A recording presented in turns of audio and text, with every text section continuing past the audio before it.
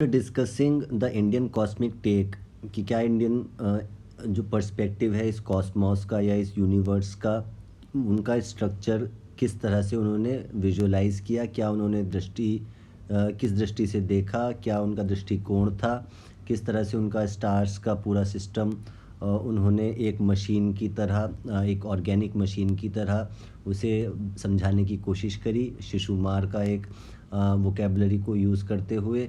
और उसमें कहाँ पे क्या प्लेसमेंट है, क्या वो लोक का सिस्टम है, क्या वो तल का सिस्टम है, वो सब देखने के बाद अब हम वेस्टर्न मैट्रिक्स की तरफ बढ़ते हैं। यह समझना क्यों ज़रूरी है? क्योंकि अभी जो भी हम वोकेबलरी यूज़ कर रहे हैं मॉडर्न टाइम्स में, वो सारा जो है वो वेस्टर्न मैट्रिक सिस्टम पे आधारित है। जैसे हम डायमेंशंस की बात करते हैं या डेंसिटी की बात करते हैं, या जो भी हम टाइम का जो हमारा कॉन्सेप्ट है एट्सेट्रा, उसे समझने के लिए ये कॉस्मिक स्टोरी को क्लियर पिक्चर देने के लिए हमें यह समझना बेहद अनिवार्य है। तो लेट्स बिगिन। सबसे पहले इनका थ्री फोल्ड फाउंडर फ्लेम का कॉन्सेप्ट आता है, जिसे कॉस्मिक ट्रिनिटी भी कहते हैं। So we are trying to discuss the spiritual side of the story and not the religious side of the story. तो एक क्रिश्चियनिटी की भी ट्रिनिटी है, लेकिन वो सब इसी स्पिरिचुअल एंगल से सारे रिलीजियंस जो बने हैं वो उन्हीं के कुछ पार्ट ले करके वो बनाए गए हैं। So we are trying to discuss spiritual aspects and not the religious aspects. So there are three original primal order sound fields that make up the ray aspects of our entire universal creation in the universal time matrix. तो यहाँ पे क्या बात हो रही है कि पहले जो है वो साउंड फील्ड है, उसमें भी जो है वो थ्री ओरिजिनल प्राइमल ऑर्डर है। इससे ये कहाँ से आता है? ये सोर्स फील्ड से आता है, जिसके बारे में हम आगे थोड़ी सी चर्चा करेंगे।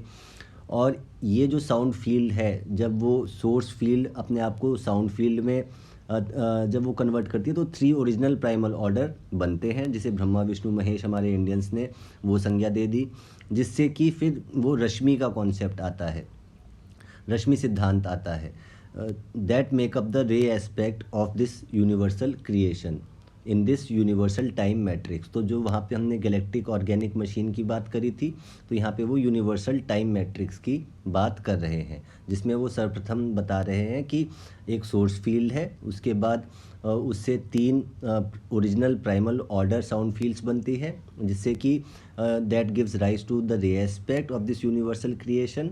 और इसी रे एस्पेक्ट या रश्मि सिद्धांत से एंजल की थ्योरी आती है, एंजल्स की थ्योरी आती है, जिसे हम कभी बाद में देखेंगे in this universal time matrix. फिर इसके बाद सोलर ऋषि का कॉन्सेप्ट आता है।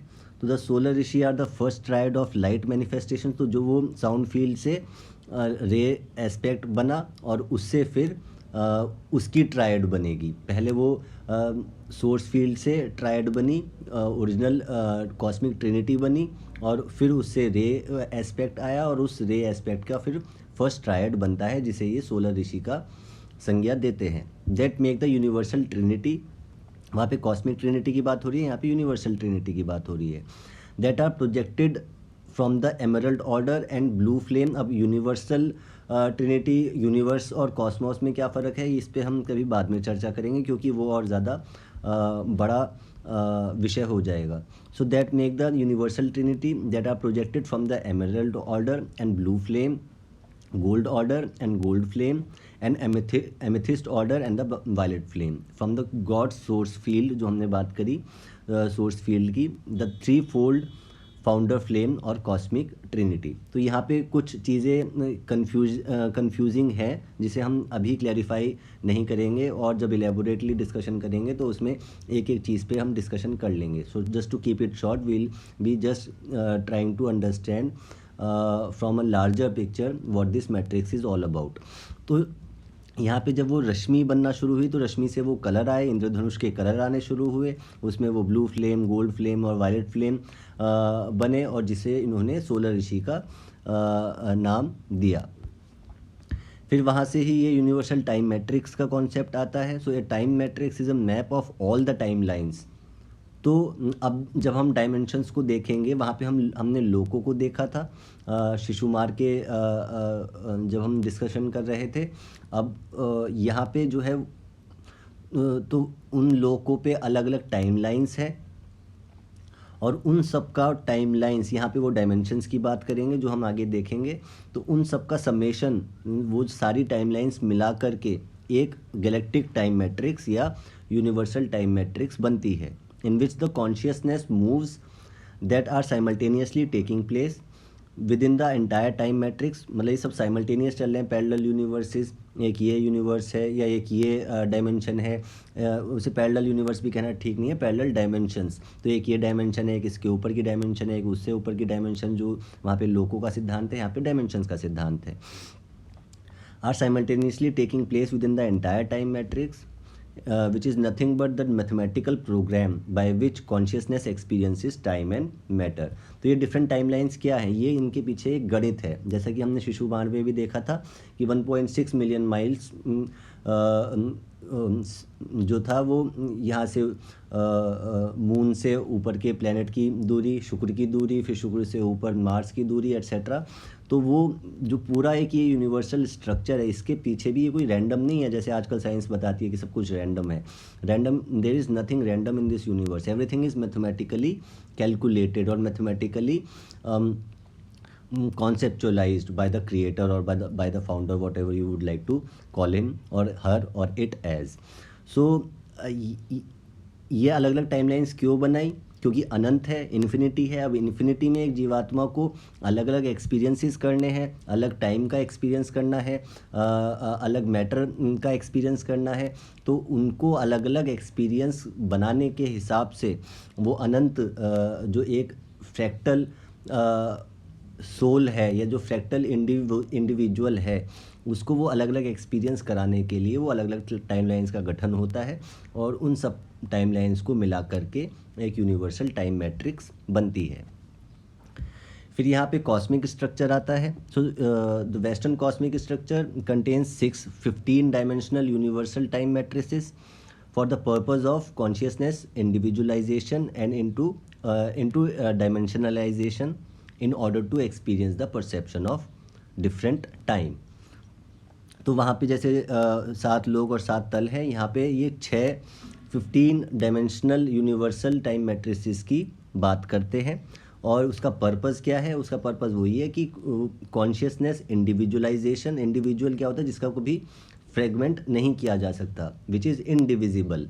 सो लेकिन उस इंडिविजिबल को जो ये इंडिविजुएटेड सेल्फ है, उसको उसकी डायमेंशनलाइजेशन करने के लिए ये अलग अलग डायमेंशन या अलग अलग टाइमलाइंस की रचना करी जाती है in order to experience different perceptions of time. इसके बाद रे सिस्टम आता है। तो the corruption of the sound waves, तो सर्वप्रथम हमने देखा साउंड वेव्स थी, फिर उसके बाद उससे रश्मियाँ बनी, लाइट बनी, और उसके इसमें ये कह रहे हैं the corruption of the sound waves, जैसे जैसे उसका साउंड वेव्स का करप्शन होता चला गया। And hijack of the mother's original body parts is one part of the puzzle that allowed the corruption to infect the entire ray system. Thus the creation of false light holograms, AI timelines and the false Christ consciousness grid. तो अब अगर हम top to bottom देखेंगे, तो जो वो original founder है या जो कॉस्मिक ट्रिनिटी है या जो वो सोर्स फील्ड है, उसके दृष्टिकोण से देखेंगे तो नीचे के वो सारे ही करप्टेड वर्जन्स हैं। तो उस दृष्टिकोण से यहाँ पे वो चर्चा हो रही है। दस द क्रिएशन ऑफ फॉल ऊपर वाले के लिए नीचे वाला फॉल्स हो गया, हमारे वाले के लिए हमसे नीचे वाला फॉल्स लाइट होलोग्राम हो गया, एट्सेट्रा एंड एट्सेट्रा, क्योंकि करप्शन बढ़ गया वहाँ पे। So thus the creation of false light holograms, AI timelines and the false Christ consciousness grid. Ray system transmits all the spectrums of light frequencies commonly called as the electromagnetic field spectrum. तो इसी रे system से क्या बनता है, different spectrums of light frequencies बनती है, जिसे लूजली जो बोल दिया जाता है वो इलेक्ट्रोमैग्नेटिक फील्ड स्पेक्ट्रम बोल दिया जाता है, जिसमें वो विजिबल स्पेक्ट्रम एक छोटा सा है एक मनुष्य के लिए, बाकी वो इलेक्ट्रोमैग्नेटिक फील्ड स्पेक्ट्रम जो है वो बहुत बड़ा है। और उसका एक और नाम है चक्रवेव स्पेक्ट्रम। अब ये चक्रवेव स्पेक्ट्रम क्या होता है, लेट्स सी। सो यहाँ पे 15 चक्र का कॉन्सेप्ट आता है। इसमें पहले 7 चक्र तो वही हैं जिसके बारे में आप जानते होंगे, द रूट चक्र, और उसके बाद सेकंड सेक्रल चक्र, फिर सोलर प्लेक्सिस, फिर अनाहत, फिर विशुद्धि, फिर आज्ञा चक्र, और फिर उसके बाद सहस्रार। अभी 8वें चक्र में क्या कह रहे हैं, जो उसे कह रहे हैं थाइमस। अब इसे जब हम कभी देखेंगे तो ये ग्लैंड से भी कोरिलेटेड है, लेकिन अभी हमारा वो चर्चा का विषय नहीं है। सो द 8th चक्र is the permanent seed atom, the 9th चक्र इज़ द मेडुला ऑब्लोंगेटा और the thalamus gland, the 10th is 6 inches above head, as per the western system we are discussing as of now, which is known as the galactic soul star. The 11th is 18 inches above head, which is the galactic chakra. The 12th one is the 6 inches below feet, which is the earth star chakra. उससे और 6 inch नीचे या 12 inch below feet lies the earth Christ 12D shield. उससे sir से 36 inch ऊपर universal चक्र, और 36 inch नीचे धरती के नीचे हमारे पैरों के नीचे देयर इज़ द यूनिवर्सल चक्र अगेन। और ये सारा मिला करके हमारी मरकाबिक फील्ड बनती है। और अभी क्योंकि ये पूरा सर्कल कंप्लीट होगा, जो सर के ऊपर है और जो पैरों के नीचे है, वो जब हम पूरा गोल चक्र मिलाएंगे उससे ही हमारी मरकाबिक फील्ड बनती है। और आजकल डार्क फेजेस में वो मरकाबिक फील्ड जो है वो करप्टेड है, मोस्ट करप्टेड है। इसीलिए हम सारे डिसबैलेंस्ड और डिस्टॉर्टेड और इल्यूजनरी वर्ल्ड में जी रहे हैं। हमारे पास कोई सारा कन्फ्यूजन है, कोई क्लैरिटी मनुष्यों के पास पिछले कई शताब्दियों से उपलब्ध नहीं थी। In general exceptions are always there. So उसके बाद हार्मोनिक यूनिवर्स का कॉन्सेप्ट आता है। तो जो हमने पाइथागोरस को भी देखा था कि वो हारमोनी के बारे में बात कर रहा था, टेस्ला के बारे में भी देखा था कि वो भी हारमोनी के बारे में बात कर रहा था। तो ये universe is harmonious. It's not कि मतलब it has a sound and which can only be listened by those who have ears to listen. So harmonic universe का कॉन्सेप्ट आता है, और इसी से फिर डायमेंशंस का कॉन्सेप्ट आता है। और जो आजकल जो डायमेंशंस की बात करी जाती है वो वैसे ही लूजली बात कर ली जाती है, विदाउट अंडरस्टैंडिंग कि 1D ये होगा, 3D ये होगा, 3D से 5D में जा रहे हैं, और वो 5D में ये होता है और वो होता है, without understanding what it really is. So let's try to touch it very briefly. So the universal time matrix is comprised of 5 density levels that each hold 3-dimensional holographic fields within them. अब ये density levels की जो बात हो रही है, इसे आप लोकों के साथ, जो हमने वहाँ पे 7 लोकों की चर्चा करी थी, यहाँ पे वो डेंसिटी लेवल की। और वो डेंसिटी का मतलब क्या है कि जैसे जैसे आपका असेंशन होता है, आप ऊपर उत्थान करते हैं, अपनी प्रगति करते हैं, वैसे वैसे ये जो डेंसिटी है हमारी कम होती जाती है, मतलब हम लाइट होते जाते हैं। अभी हमारे ऊपर बहुत बोझ होता है एक मनुष्य के ऊपर, लेकिन जैसे जैसे कोई व्यक्ति असेंड करता है वैसे वैसे उसकी डेंसिटी कम होती जाती है और वो लाइट होता चला जाता है। और जैसे ही वो सबसे ऊपर चला जाएगा तो उसके ऊपर कोई भार ही नहीं होगा, और तभी वो आनंद की जो अवस्था है, सच्चित आनंद की अवस्था है, वो तभी प्राप्त होगी जब आपकी डेंसिटी कम होगी. So anyways, it is related with the 7 लोक जो हमने पिछली बार डिस्कस करे थे. So is comprised of 5 density levels that each hold 3-dimensional holographic fields. मतलब अब ये एक डेंसिटी क्या है, इसका अपना 3 डायमेंशन का सेट है, सेट में चलेगा. और groups of 3 spectrum of frequency that manifest as platforms of consciousness, perception and expression, जो हम अभी आगे देखेंगे. Each of these density levels are organized into a trinity of dimensional reality fields. जैसे 1D, 2D, 3D, ये एक dimension हो गया या एक डेंसिटी का पार्ट है, और उसमें फिर वो 3 का ट्रिनिटी ऑफ डायमेंशनल रियलिटी काम करती है. And each of these reality fields are called harmonic universe और HU. So let's try to see कि what are these 5 density levels और 5 लोकाज एज पर द वेस्टर्न सिस्टम और western understanding.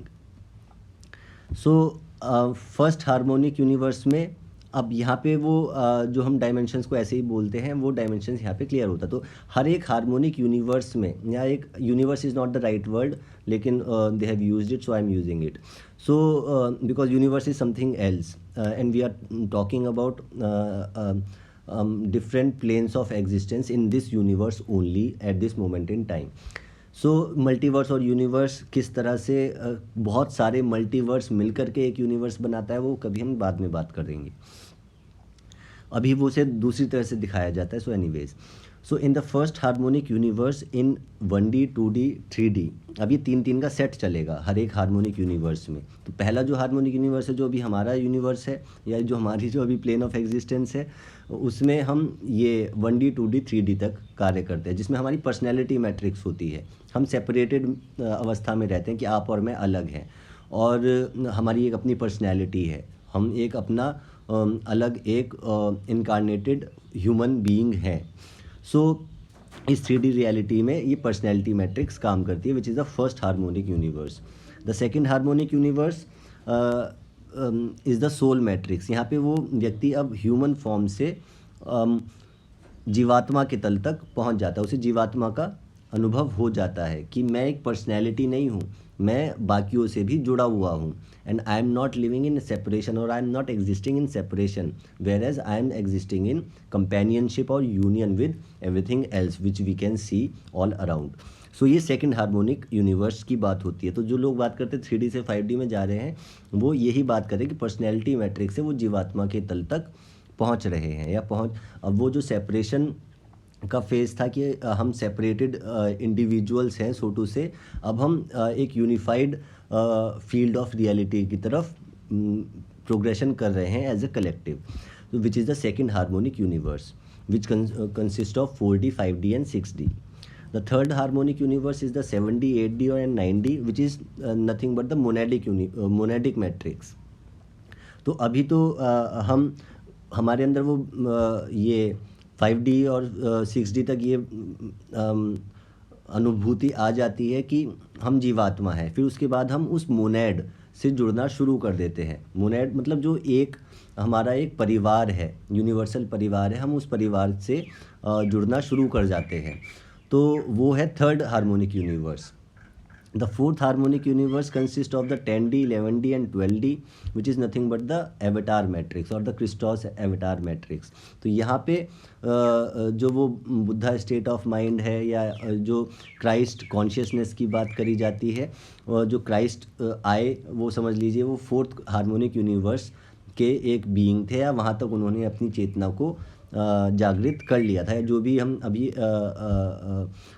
Enlightened beings, so to से enlightened beings की बात करते हैं, वो सब इस fourth harmonic universe 10D 11D और 12D तक की यात्रा उनकी हो जाती है। आजकल के एनलाइटेंड बीइंग्स की मैं चर्चा नहीं कर रहा हूँ, historically, because anyways. So the fifth harmonic universe is consist of 13D 14D and 15D, which is the solar Rishi matrix और the three fold founder flame और GS। अब कई सारी चीज़ें ये भी अभी कन्फ्यूज्ड हैं, लेकिन I will try to deal with the confusion in an elaborate discussion. Will not be we are just discussing what is their perspective which itself will give very much clarity. जो the fifth harmonic universe जो है वो 13D 14D और 15D है, और यहाँ पे जो है हम उस फाउंडर फ्लेम तक पहुँच जाते हैं, जो उस कॉस्मिक ट्रिनिटी तक, ब्रह्मा विष्णु महेश, उस ट्रिनिटी तक की जो यात्रा होती है। अब जो कि सही शब्द नहीं है, क्योंकि वो एक अलग रियलिटी है, वो स्ट्रक्चर पे हम कभी मेरा टेक है वो हम कभी बाद में उसके बारे में चर्चा करेंगे। सो the fifth harmonic universe is the 13D 14D and 15D। अब इससे आगे जो सोर्स फील्ड है उसके लिए ये तो हमने थ्री फोल्ड फाउंडर फ्लेम तक की यात्रा 5 हार्मोनिक यूनिवर्सेस में करी, जो कि डायमेंशनलाइजेशन है। यहाँ पे सब डेंसिटी है और डायमेंशंस भी हैं, लेकिन एक नॉन डायमेंशनलाइजेशन या नॉन डायमेंशनल वाली एक दुनिया है, या एक स्पेस है इन दिस यूनिवर्स, जिसे कॉस्मिक फाउंडर कहा जाता है। वहाँ पे कॉस्मिक ट्रिनिटी था, अब यहाँ पे कॉस्मिक फाउंडर है। तो through the addition of the 3 dimensional layers built into our universal time matrix Our system has integrated three unlocked corridors, which include another harmonic universe layer that expands into 16D, 17D, and 18D, which are non-dimensionalized cosmic founder God source consciousness field, जहाँ से सब कुछ आया है, जो कि हमने white hole की बात करी थी, जो कि वैकुंठ की बात होती है, एट्सेट्रा.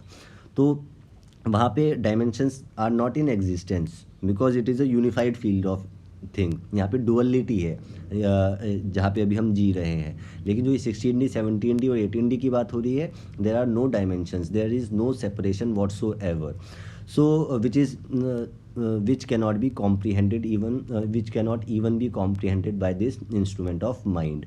So ये कॉस्मिक फाउंडर 16D, 17D और 18D, तो कुल मिलाकर के वेस्टर्न मैट्रिक्स में 18 डायमेंशंस हो गई, 5 डेंसिटी लेवल हो गए और छठा ये कॉस्मिक फाउंडर का डेंसिटी लेवल है. अब इससे ये जब सब बना तो अब इस क्रिएशन को ओवरसी करने के लिए कोई किसी को दायित्व देना अनिवार्य था. तो अब क्रिएशन ओवरसीयर के बारे में वेस्टर्न अंडरस्टैंडिंग क्या कहती है? So to oversee the creation of the first world, the universal founders created a race and this race is the Lyrans. तो यहाँ से अब वो लायरन्स और ड्रैकोनियंस की कहानी शुरू होती है. सो ये जो फर्स्ट वर्ल्ड बनाया, जो फर्स्ट वो डेंसिटी लेवल बनाया, उसको ओवरसी करने के लिए एक रेस का निर्माण होता है, क्रिएशन होता है, जिसे लायरन्स कहते हैं. अब लायरा क्या है? Lyra is nothing but a constellation in the sky, और उसका एक स्टार वीगा है. अब आप इसमें देख रहे होंगे कि लायरा के पास में राइट हैंड साइड पे हरक्यूलस है और लायरा से ऊपर की तरफ ड्रैको है. तो ये तीन चीज़ें इम्पॉर्टेंट हैं, हम आगे देखेंगे क्यों. अब हरक्यूलस क्या है? हरक्यूलस इज़ नथिंग बट हरी कुला, जो हरी के कुल का है वो हरक्यूलस है. सो ये रोमन फिलोसोफर सिसेरो ने इसके बारे में क्या कहा वो हम देखते हैं. So the Indian Hercules, according to Cicero, was Belus. He is the same with Balaram, the brother of Krishna, and both are conjointly worshipped as Mutra. Mutra is nothing but जहाँ से मित्राइज्म निकलता है बाद में, और मुत्रा itself is a corrupted version of Mathura. So indeed they are considered as one avatar or incarnation of Vishnu. कहते हैं ना दोनों अवतार थे. So Bal is represented as a stout man with a club in his hand. He is also called Balaram. As Bal sprung from Vishnu or Hari, he is certainly Harikula. क्योंकि वो विष्णु से निकला तो इसलिए वो किसके कुल का हुआ? हरि के कुल का हुआ. सो हरि कुल, फिर बाद में हरि कुलस हो गया और फिर उसके बाद वो हरक्यूलस हो गया. So Diodorus Siculus says that the posterity of Hercules reigned for many centuries in Palibothra which is Patna, but that they did nothing worthy of being recorded. तो ये उनका अपना टेक था. Colonel James Tod wrote a book called Annals and Antiquities of Rajasthan in 1829. What he says about Hercules, how in Hercules is a very important figure in the Western system. So that's why we are discussing Hercules. And Hercules is as we have seen कि वो Lyra से right hand side पे Hercules था. So it's a very major constellation up there in the sky. और Hercules से ऊपर, Lyra और Hercules से ऊपर जो हमने इमेज देखी उसमें वो ड्रैको कॉन्स्टिलेशन था, जिसके बारे में हम आगे देखेंगे.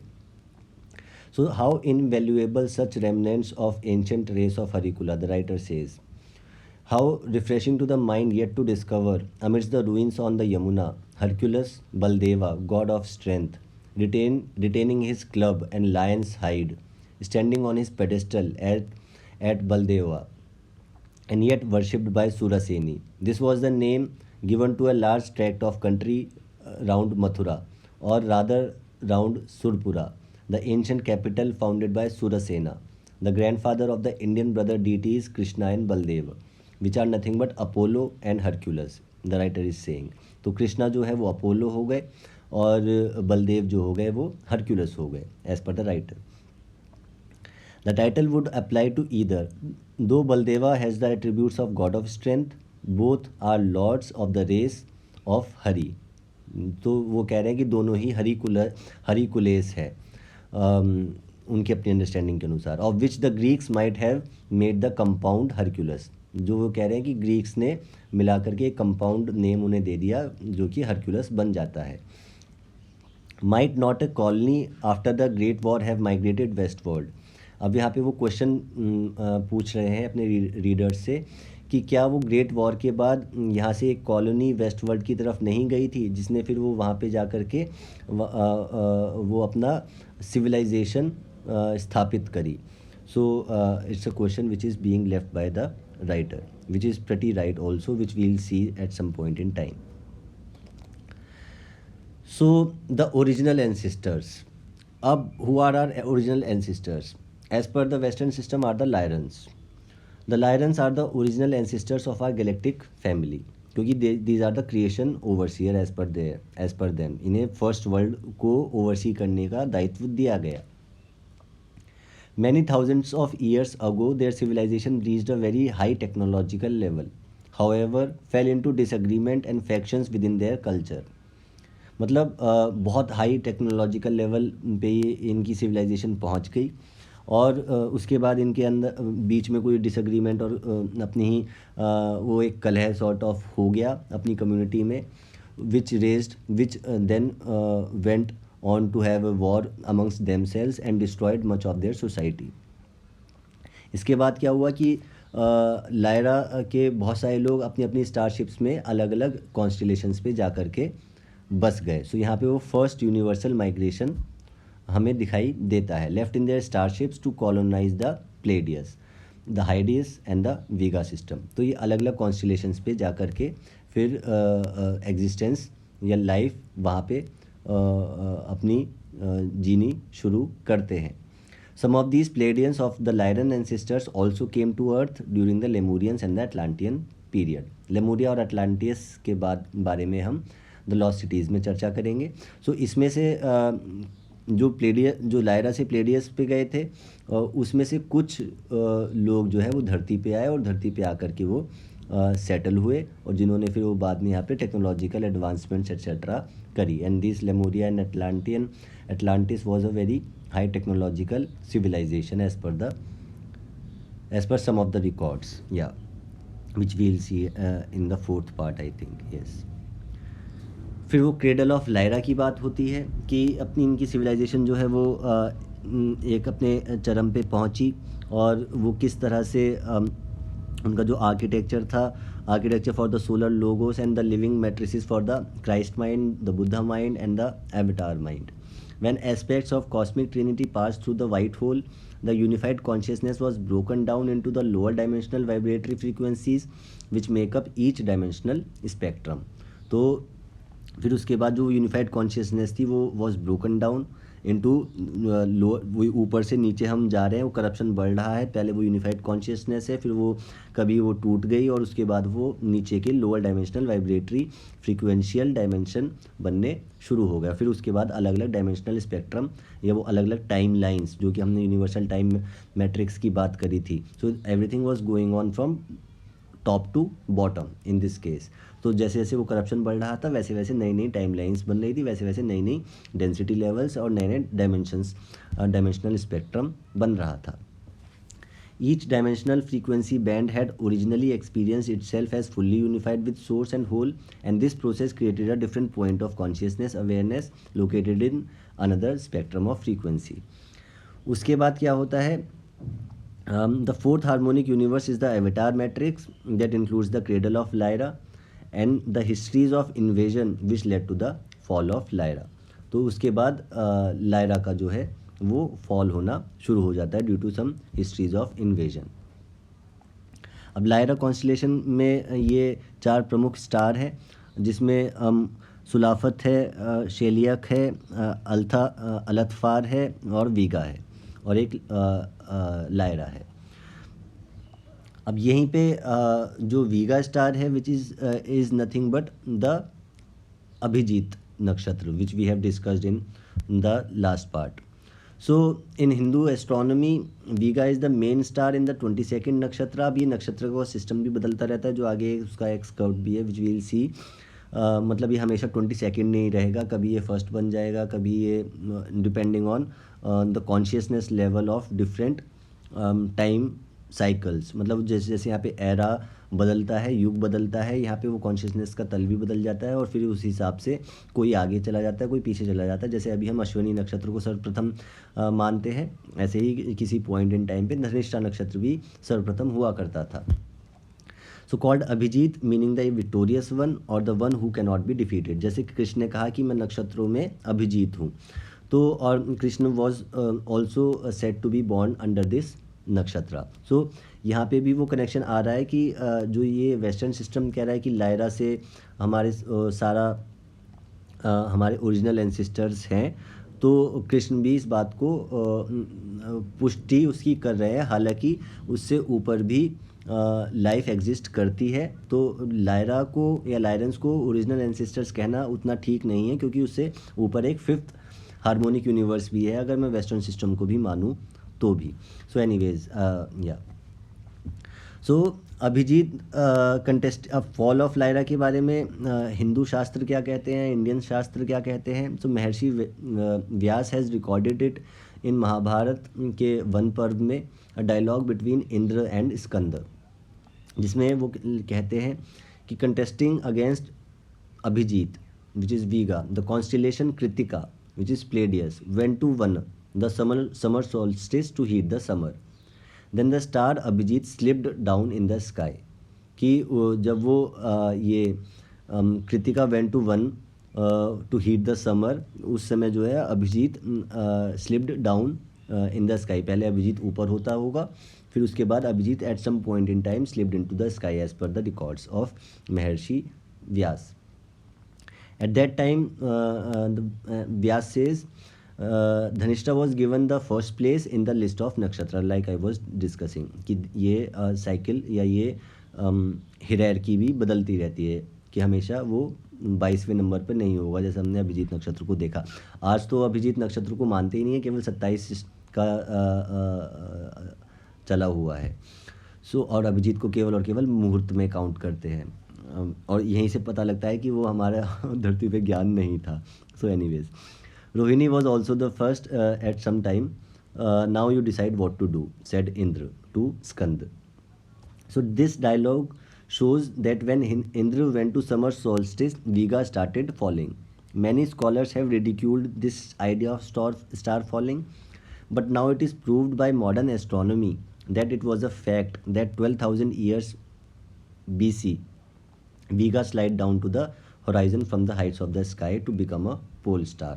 अब वो ये एक जो है अब वो पोल स्टार, मतलब एक्चुअली में तो पोल स्टार ध्रुव ही है, लेकिन फिर हमारी वहाँ तक पहुँच नहीं रही मनुष्यों की, तो फिर हम जो हमें सबसे ज़्यादा नीचे दिखाई देता था और वो केंद्र में दिखाई देता था, हमने उसे पोल स्टार कहना शुरू कर दिया।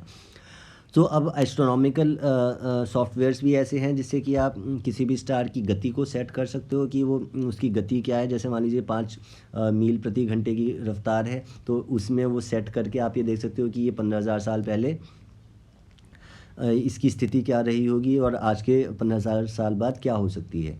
तो उन एस्ट्रोनॉमिकल सॉफ्टवेयर्स में इसकी पुष्टि करी जाती है कि येस इट इंडीड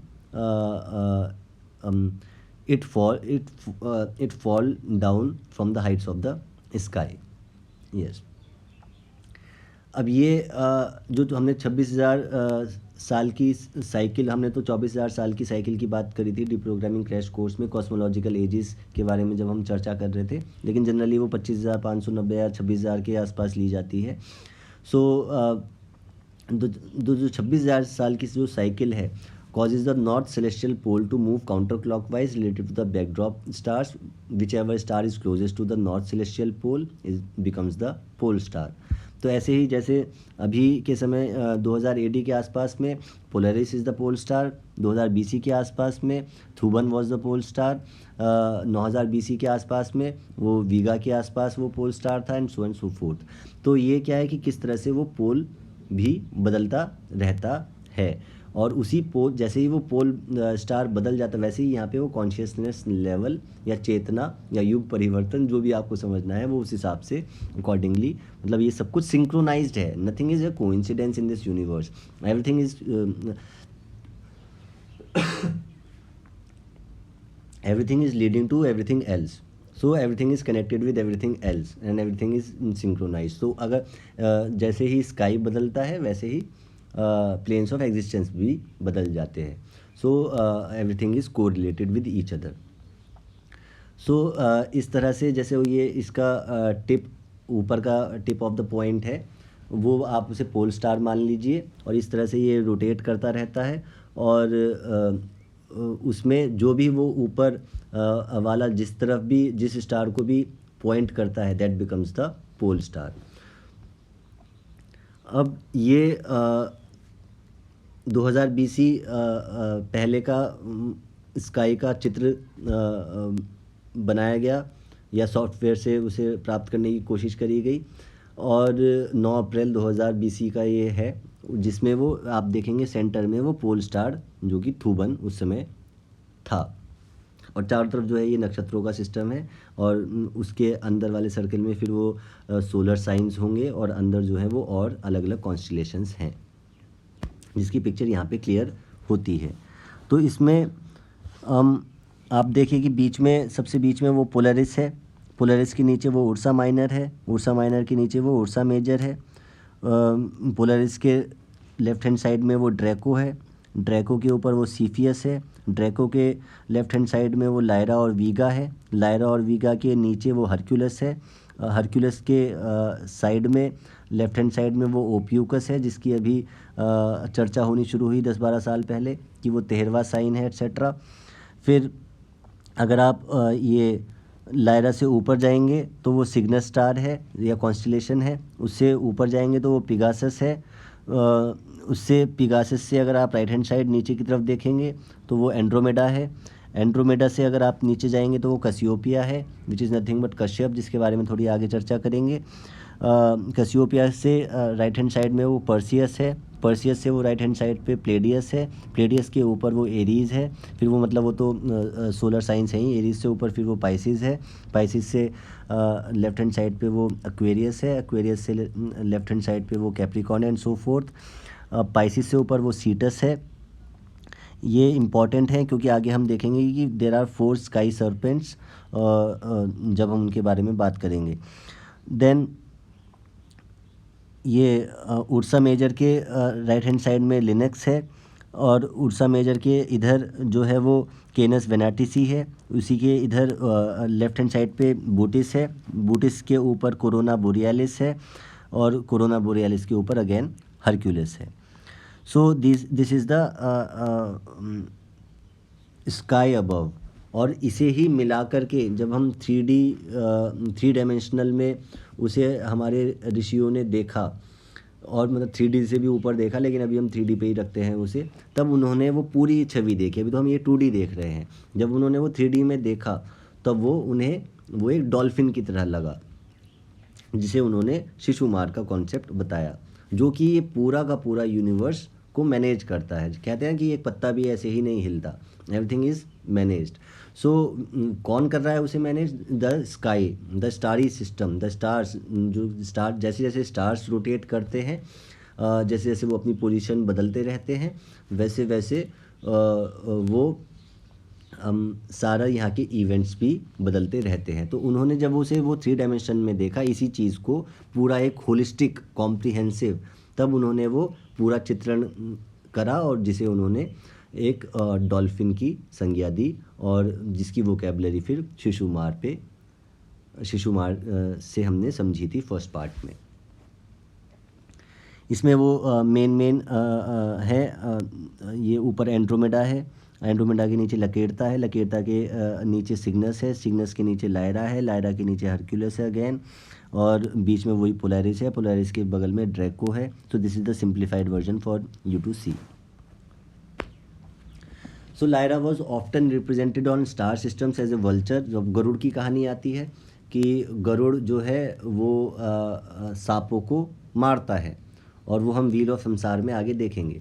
सो तो Lyra was often represented on star maps, मतलब सांपों को मारना मतलब जहर को मारना। सो और वही लड़ाई है अभी जो हम आगे इसे क्लियर भी कर देंगे कि जो लड़ाई है वो सुर और असुर की ही लड़ाई है, जिसे हम आगे बेहतर तरीके से और समझेंगे। So Lyra was often represented on star systems as a vulture or an eagle carrying a lyre, and hence is sometimes referred to as vulture cadens or Aquila cadens, जो which is falling vulture or falling eagle. Falling क्यों, मतलब वो ऊपर से लेके नीचे को लटका हुआ है ना, तो ऐसा लगता है कि जैसे फॉल कर रहा है, तो इसलिए उन्होंने उसे फॉलिंग की संज्ञा दी होगी, I think, yes. So according to Billy Mayer, another race of extraterrestrials that physically contacted him, so he was a contactee, self-proclaimed contactee, so that physically contacted him were from the Vega star system within the constellation of Lyra, which we have seen in the images before. So the vegans were a darker or blue and or red skinned group of humans. जो आजकल veganism चल रहा है या जो vegan कहते हैं वो सब यहीं वीगा स्टार से कोरिलेटेड है, वो कहीं ना कहीं वहाँ तक पहुँच गए हैं, लेकिन उन्हें वो अभी क्लैरिटी नहीं है, ना कि कोई उन्हें शायद दे रहा है। So the Vegans were a darker और ब्लू और red skinned group of humans as per Billy Meier, and were likely the blue race. जो ब्लू एवियंस की बात होती है वो लायरन्स और वीगन्स की बात होती है, of advanced humans mentioned in various Vedic text and from whom the Hindu gods Vishnu and Krishna derived. तो जैसे कहते हैं ना नील वर्ण वाले श्याम रंग वाले, सो वो नील रंग वाले और श्याम रंग वाले कौन है, वो यहीं पे वो उसे कोरिलेट कर रहे हैं। द ब्राज़ीलियन कॉन्टेक्ट जेफरसन सूजा claims that he met the vegans of Lyra, who he described as looking very similar to natives of India। तो अब यहाँ पे थोड़ा सा फ़र्क है कि वो लायरा को मतलब प्राथमिकता दे रहे हैं और हमने उसे वीगा स्टार को प्राथमिकता दी, क्योंकि वो अभिजीत से रिलेटेड है। और हमने पिछली बार देखा भी था कि किस तरह से 14 उत्तरायण नक्षत्र और 14 दक्षिणायन नक्षत्र वो राइट हैंड साइड और लेफ्ट हैंड साइड में मतलब उस शिशुमार में, उस फिश में प्लेस्ड है, और एक तरफ जो है वो मतलब पुष्य से उत्तराषाढ़ और अभिजीत से पुनर्वसु, इस तरह से वो ये 4 मेन नक्षत्र थे जो कि वो हमने पिछली बार देखा था। अब यहाँ से सॉरी यहाँ से ड्रैगन्स की कहानी आती है। अभी तक तो हमने लायरन्स को देखा, लाइट साइड को देखा, अब हम डार्क साइड को देखते हैं। So dragons are nothing but the constellation of Draco, मतलब ये ड्रैगन शब्द ही ड्रैको से आया है या आया होगा। सो ये उसका कॉन्स्टलेशन है। एज पार्ट, अब इसकी कहानी क्या है वो थोड़ा सा देख लेते हैं। As part of his 12 labours Heracles or Hercules was asked to steal some golden apples from the tree. तो इनसे कहा गया कि तुम एक पेड़ से हम सोने के सेब लेकर के आओ। वो he is the god of strength himself, so he defeated Ladon with his poisoned arrows and took the apples. अब उन्हें मार दिया उसने। अब उसके बाद हरक्यूलस जो है वो बड़े दुखी हुए और उन्होंने क्या करा, Hera placed its image in the sky of Ladon among the constellations which became Draco as per the story goes. Draco is usually depicted coiled round the North Pole with 1 foot of Hercules on its head। तो वो 1 foot of Hercules मतलब वो Hercules ने उसे मारा था, उसकी वजह से उसका एक पैर जो है वो उसके हेड पे रखा हुआ ऐसा प्रतीत होता है जब आप नाइट स्काई में अगर उसे देखेंगे तो। ये डिपिक्शन है एक, और इसमें in the zodiac of Dendera it is shown as a serpent under the 4 feet of Sagittarius and is named Herphant, which is nothing but the serpent, so the cursed serpent। और ये किस तरह से वो एक बियर उसके बीच में फंसा हुआ दिखाई देता है, ऐसा ही है, दिखाई नहीं देता, ऐसा ही है, यस। इसके वो स्टार सिस्टम है जो कि हमने थूबन के बारे में चर्चा करी थी। Thuban was the pole star almost 4000 years ago. इसकी टेल एंड पे जेनसार है, फिर वो उसके ऊपर थूबन है, इससे इधर इडासिच है, नीचे फिर नोडस है एंड सो फोर्थ, और उससे ऊपर उर्सा मेजर है जैसे हमने देखा। और उसके बीच में जो वो बियर सा हमने देखा था दैट इज़ उर्सा माइनर, और उसके नीचे अब जो आज का पोल स्टार है वो पोलरिस है, उर्सा माइनर से connected. So there are 4 sky serpents like I was discussing earlier. So उसमें सीटस हमने देखा था सबसे ऊपर है, ओपियोकस हमने देखा था towards right hand left hand side था। हाइड्रा है, और हाइड्रा की आजकल बहुत चर्चा हो रही है, और ड्रैको है। सो ये 4 जो स्काई में सरपेंट की तरह दिखाई देते हैं, तो ये 4 स्काई सरपेंट्स हैं। अब ये हम थोड़ा कनेक्शन देख लेते हैं between the Perseus myth, between the वैदिक मिथ एंड द आज की मॉडर्न कॉन्स्टेलेशन के हिसाब से। सो जो मेड्यूसा है वो या जो सीटस है वो वैदिक मिथ के अनुसार केतु है, which is nothing but the offspring of धनु गॉडेस, जो हम थोड़ा देखेंगे आगे। फिर और जो आज की कॉन्स्टेलेशन से उससे कोरिलेट करते हैं, तो वो एंड्रोमेडा से या सीटस से कोरिलेशन आता है उसका। पर्सियस मिथ का जो ड्रैगन है वो वैदिक मिथ का राहु है, और आज के कॉन्स्टेलेशन के हिसाब से वो ड्रैको है। अब पर्सियस मिथ के अनुसार जो एंड्रोमेडा है वो आज की कॉन्स्टेलेशन के अनुसार वो ओपियूकस है। पर्सियस मिथ के अनुसार जो पर्सियस है which is the slaying dragon, जो ऊपर आप इमेजेस अगर उसे गौर से देखेंगे तो आपको क्लियर हो जाएगा, वो आज के कॉन्स्टेलेशन के अनुसार वो बूटीज़ है।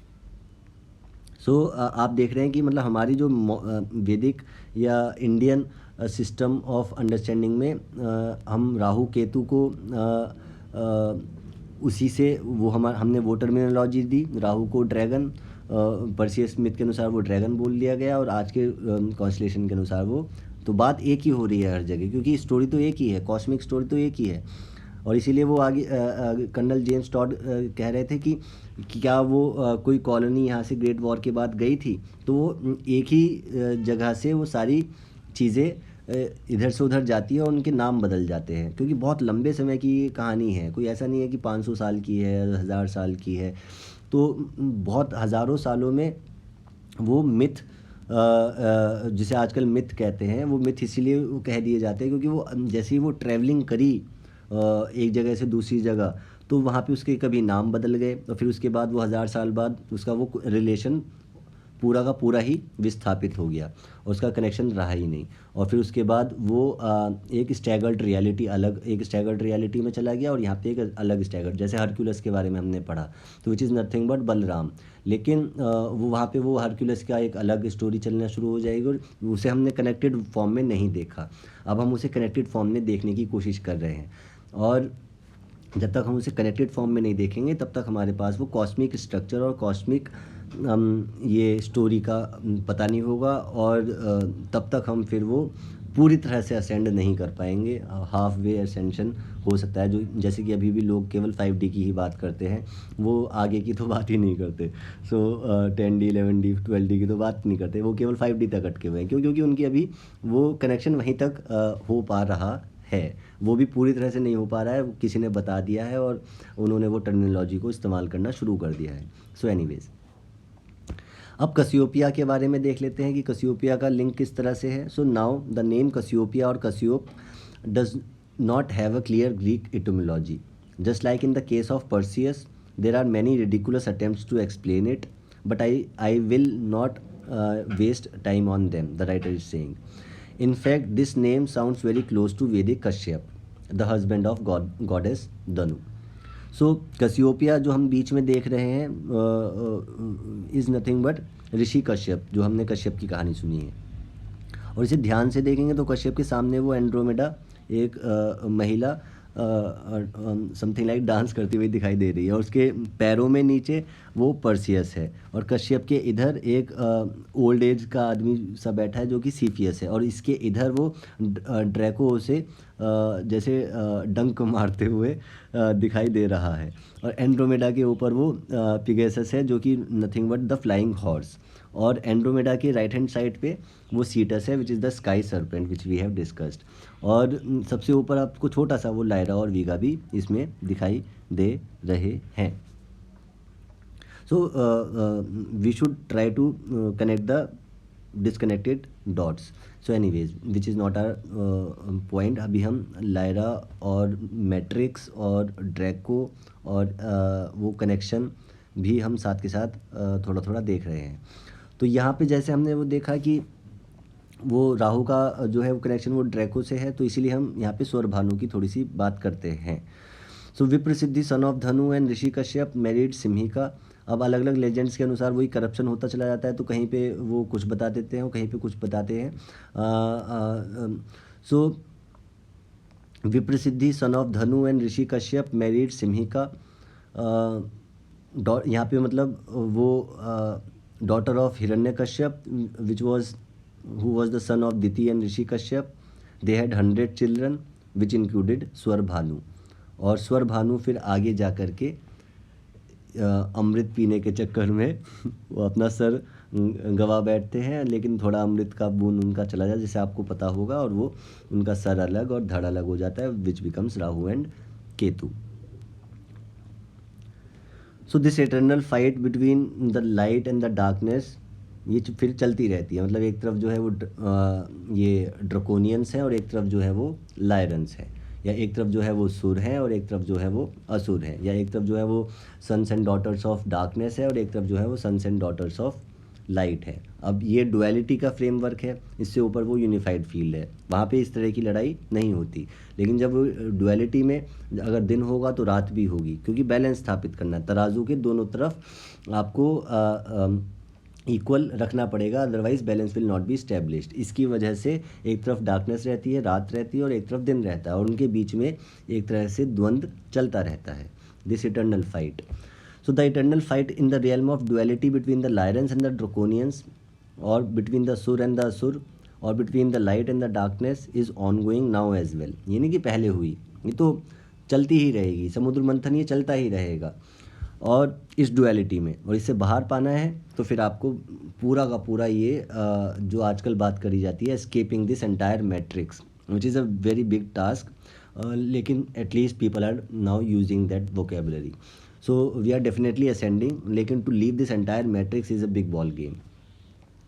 सो हाँ, हम मतलब 5D तक तो वो लोग मतलब काफ़ी लोग हम आगे जा रहे हैं। We are progressing towards a heightened state of awareness, and that's for sure as a collective. So is ongoing now as well, and both are preparing for it, knowing the cycle is about to end sooner or later, but not in the very distant future, to start afresh, though the latter has been in dominance in this cycle, which is evident for those whose eyes are wide open. तो ये मतलब अभी के present times के context में ये लिखा गया है कि अब जो है वो डार्कनेस जो है वो हावी है, और उसे पता है कि उसका ये जो साइकिल है वो एंड होने वाली है, इसीलिए वो सारे अपने हथियारों का उपयोग करने पे उतर चुकी है, अपने आप को सामने लाने प्रत्यक्ष करने में भी वो पीछे नहीं हट रही। और ये सब चीज़ें जिसकी आंखें खुली हैं वो सब बड़े प्रत्यक्ष तौर पे देख पा रहा है। And how is the battle being fought by the dark forces currently? Let's have a look at it briefly. So एक वेसिका पाइसिस करके एक कॉन्सेप्ट आता है। So over the last 5000 years, अब ये आप जो कलयुग की शुरुआत थी उससे भी आप कोरिलेट करके इसे आप देख सकते हैं, लेकिन ये वेस्टर्न अंडरस्टैंडिंग है, लेकिन ये कोरिलेशन साफ के साफ स्थापित हो रहा है। सो over the last 5000 years our planet has been operating on a closed bi-wave system। तो यहाँ पे वो एक क्लोज बाई वेव सिस्टम बना दिया गया है लास्ट 5000 साल में। मतलब यहाँ से एनर्जी बाहर नहीं जा रही और बाहर की एनर्जी यहाँ नहीं आ रही, तो there is no exchange with the outer dimensions और आउटर डेंसिटी और आउटर लोक, क्योंकि एक क्लोज बाई वेव सिस्टम की रचना करी गई डार्क फोर्सेस के द्वारा। A closed system means finite energy supply that is being continually recycled, और वो यहीं पे रिसाइकिल हो जा रही है। मतलब इससे बाहर जाने का तो हमारा कोई चांस ही नहीं है in this Vesica Pisces system, with finite energy supply and with no way to increase inner sustainability, consuming others' energies and parasitic relationships multiplied into massive proportions on the planet. This energetic imbalance was purposely programmed by the controllers, जिसके बारे में हमने डिप्रोग्रामिंग crash course में बात करी थी final part में, to distort the organic relationship between the electron and proton spin rates. तो ये जो ऑर्गेनिक रिलेशनशिप, इसीलिए अब आर्टिफिशियल सब कुछ आर्टिफिशियल कर दो, सब कुछ मशीन कर दो, मशीनी युग बना दो एट्सेट्रा। और उसमें तो पूरा डिस्टॉर्ट उन्होंने उसे कर दिया है, और एक energetic imbalance was purposely programmed, splitting apart the masculine and feminine principle. तो इस यहीं से वो सारे मतलब हमारे शरीर के अंदर दोनों ही प्रिंसिपल हैं, सबके अंदर वो दोनों ही प्रिंसिपल हैं। ऐसा नहीं होता कि एक मेल अलग होता है और एक फीमेल, वो प्रिंसिपल एक रियलिटी वो भी है, लेकिन वो मेल और फीमेल जिसे आप समझते हैं, उन दोनों के अंदर ये masculine and feminine principle, masculine principle क्या है, पुरुष का सिद्धांत, और फेमिनिन प्रिंसिपल क्या है, प्रकृति। तो बिना प्रकृति के तो कोई कार्य कर ही नहीं सकता, मैं बोल नहीं सकता, और बिना वो जो फाउंडेशन दे रहा है वो फाउंडेशन मैस्कुलिन प्रिंसिपल दे रहा है। So these are principles. So इन्हें वो स्प्लिट कर दिया गया, और फिर वो पेट्रियार्की और मेट्रियार्की उसे आपस में लड़ाते रहते हैं। Whereas a balance state arises when these two principles gets balance. और इसमें वो हमारा राइट हैंड साइड जो होता है वो मैस्कुलिन प्रिंसिपल होता है, और जो हमारा लेफ्ट हैंड साइड होता है वो फेमिनिन प्रिंसिपल होता है, जिसे हम कभी स्पिरिचुअलिटी की टॉक में ज़्यादा देखेंगे।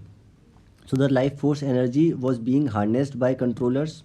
ये यहीं पे उसे हार्नेस करे जा रहे हैं बिकॉज क्लोज सिस्टम बना दिया है, whereas this system was not close. मतलब इसे लार्जर कंटेक्स्ट में देखेंगे तो वो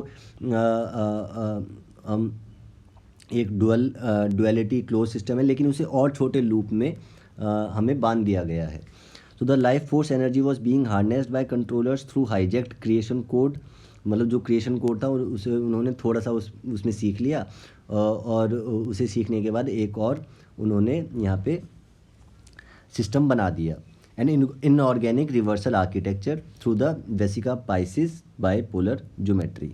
This hijacked Vesica Pisces architecture from the alien machinery of the NAA kept the binary code locked down in our planet, so that the Trinity code, जो कि वो cosmic Trinity का जो कोड है, that enabled unity consciousness, जो कि unified awareness देती है, जो कि सेपरेटेड कॉन्शियसनेस नहीं देती, जो कि आजकल है कि मेरा है, ये तेरा है एट्सेट्रा, जबकि वो सब कुछ हमारा है। मतलब ये मेरा और तेरा तो कुछ है, हो ही नहीं सकता। लेकिन उस तरह की वो जो कोड था वो उन्होंने लॉकडाउन कर दिया as per this system. And 0 point access would not be made available. तो किसी के पास वो 0 पॉइंट, क्योंकि सब कुछ शून्य से निकला, शून्य से 1 बना, 1 से 2 बना। So 0 point access would not be made available.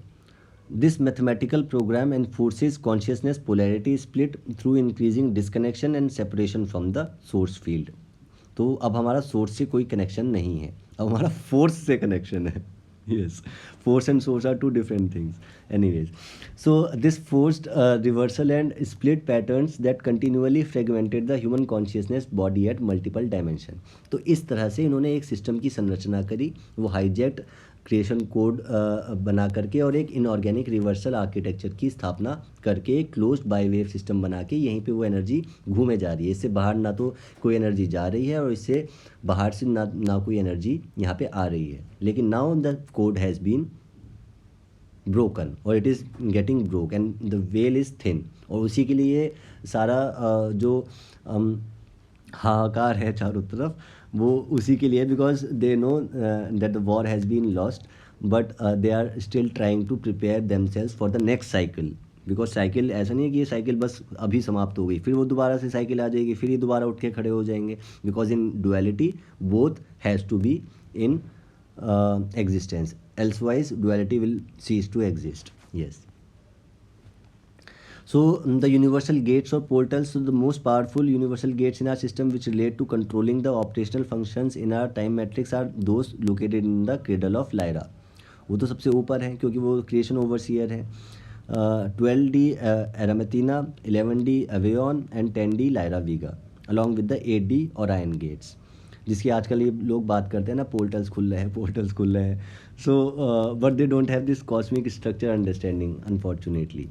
सो मतलब exceptions are always there and you will find some of them, but yeah in India I have unfortunately not found many. if I have found few, I haven't even found a few as well, unfortunately. Anyways, so the Lyran gates were destroyed during the Lyran Wars. तो यहाँ पे जो है वो जब वो Lyra की war हमने देखी, जब वो आपस में वो लड़ाई कर रहे थे, so these gates were destroyed during those wars which destroyed the architecture for the solar logos Christ body. तो वहाँ पे जो वो क्रेडल ऑफ लायरा में हमने देखा था, तो उनका जो है वो एक क्राइस्ट बॉडी की उनके पास एक्सेस थी, तो वहाँ पे वो डिस्ट्रक्शन हो गया in this universal system, and then the black hole entities went to Orion in order to secure the 8D meta-galactic core as a military base and AI command control center for themselves। तो अभी ये कहाँ से control कर रहे हैं, ये मतलब वहाँ से ये जो ब्लैक होल की जो एंटिटीज़ थी वो ओरायन पे चले गए, और ओरायन को उन्होंने सिक्योर कर लिया, और वहाँ से वो 8D मेटा गैलेक्टिक कोर से को उन्होंने अपना एक मिलिट्री बेस बना लिया, और वहीं से ये सारा जो कंट्रोल है, इंटेलिजेंस का कंट्रोल है, एआई कमांड कंट्रोल सेंटर, वो वहाँ से सारा निर्धारित कर रहे हैं। तो हम अगर 5D तक भी चले जाएंगे तब भी वो कंट्रोलर वो ही रहेंगे, जस्ट टू से एनीवेज या। तो हमें वो बड़ा खेल खेलना है, और जिसके लिए हमें वो एक क्लैरिटी पूरे कॉस्मोस की या कॉस्मिक स्ट्रक्चर की होनी अनिवार्य है। तो अभी भी हमें मतलब वो वहाँ पे अटका के रखना चाह रहे हैं, that was my point two से। सो फैंटम मैट्रिक्स की तो Phantom matrix is a replica of the fallen earth timelines.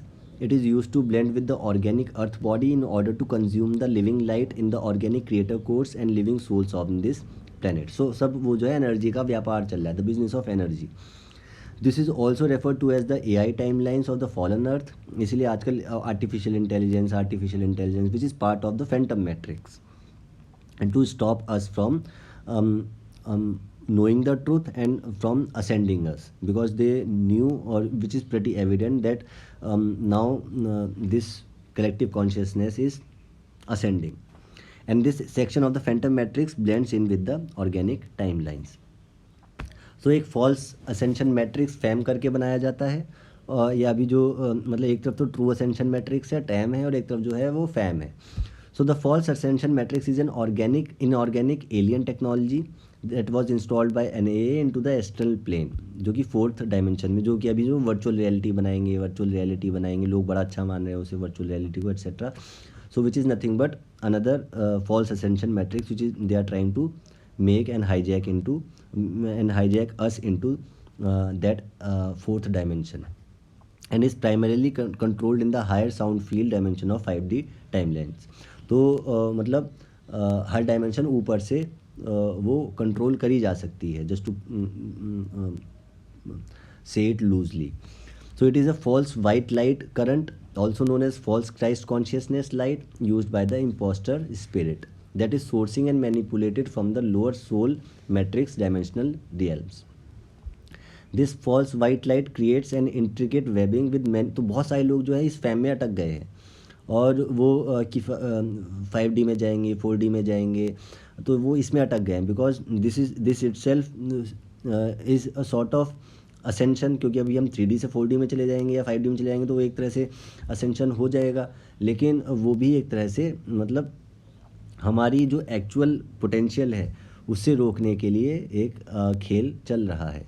So this false light creates an intricate webbing with many alien implants, जो कि अब इम्प्लांट्स एक्सेट्रा की भी बात चली रही है, and bio neurological mind control technology, जो कि अभी वो उसका खेल भी चारों तरफ चल रहा है, which is exerted upon the human soul, body and mind of the human being through this larger webbing in the astral plane.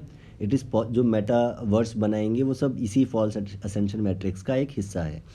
So through this larger webbing in the astral plane, it is possible to use holographic inserts, जो कि holographic की बात भी आपने सुनी होगी कि अब hologram को ये यूज़ करेंगे किसी तरह से to fake ascension, to use holographic, और बहुत सारे लोग जो है उसमें फंस भी जाएंगे।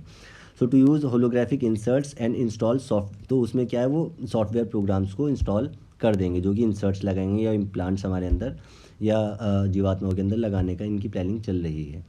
Like the horseman pulsing of the Armageddon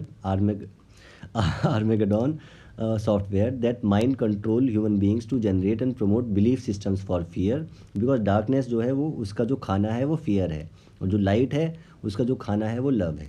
तो ये हमेशा फियर फियर फियर, तभी वो कभी वॉर कराएंगे, कभी कुछ कराएंगे, कभी वो रिलीजन्स की आपस में लड़ाई करा देंगे, कभी वो नेशनलिज्म में लेकर के चले जाएंगे। मतलब हर समय वो डर बिकता है।